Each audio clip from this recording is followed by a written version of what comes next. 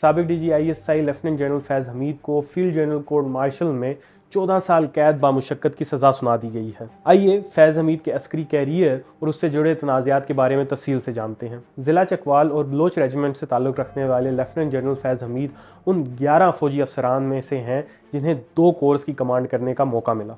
वो बतौर ब्रिगेडियर रावलपिंडी की 10 कोर की चीफ ऑफ स्टाफ की हैसियत से काम कर चुके हैं। इसी दौरान उन्होंने उस वक्त के रावलपिंडी के core commander lieutenant general Qamar Javed Bajwa के मातहत काम किया और कहा जाता है कि यहीं से इन दोनों के दरमियान मजबूत और ज़ाती ताल्लुक कायम हुआ। बतौर मेजर जनरल उन्होंने पन्नू आकिल डिवीज़न के जनरल कमांड ऑफिसर के तौर पर काम किया और इसके बाद वो 2.5 साल ISI के काउंटर इंटेलिजेंस के सरबराह रहे। लेफ्टिनेंट जनरल बनने के बाद उन्होंने बतौर एजुटेंट जनरल 2 माह काम किया।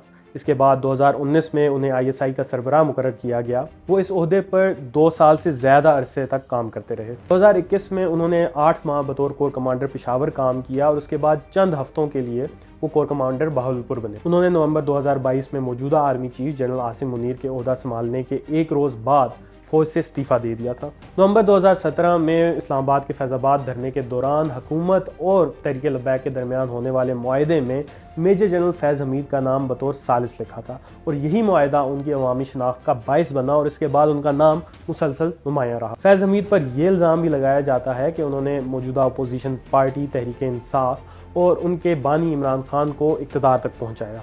बतौर DGISI फैज़ हमीद ने अफ़गानिस्तान से अमरीकी फ़ौज के इनखला और तालिबान के साथ मुज़ाकरात में अहम किरदार अदा किया। इनखला के बाद वो काबुल के एक होटल में गैर मुल्की सहाफ़ियों से मुख्तसर गुफ्तगू करते नजर आए, जिसकी तस्वीर भी सामने आई। इस मंजर के बाद मुल्क में एक बहस छिड़ पड़ी कि एक खुफिया एजेंसी के सरबराह को इस तरह अवामी तौर पर नज़र आना चाहिए या नहीं। साबिक वज़ीर-ए-आज़म इमरान खान चाहते थे कि जनरल फैज़ हमीद बतौर DGISI मज़ीद काम करें, लेकिन लेफ्टिनेंट जनरल नदीम अंजुम को नया ISI चीफ मुकर्रर कर दिया गया और उनकी समरी में ताख़ीर को हुकूमत और फ़ौज के दरमियान एक तनाव समझा गया। 2023 में इस्लामाबाद की एक निजी हाउसिंग सोसाइटी टॉप सिटी के मालिक ने फैज़ हमीद के खिलाफ सुप्रीम कोर्ट ऑफ पाकिस्तान में शिकायत जमा करवाई, जिसमें कहा गया था कि लेफ्टिनेंट जनरल फैज़ हमीद के कहने पर ISI के एहलकारों ने उनके घर पर रेड किया और वहाँ से ज्वेलरी और पैसे लूट लिए। सुप्रीम कोर्ट ने दरख्वास्त गुजार को मुतलका फोरम से रुजू करने का कहा। जिन 4 चार्जेस पर लेफ्टिनेंट जनरल फैज़ हमीद को 14 साल कैद की सज़ा सुनाई गई है, उनमें से एक ये भी है।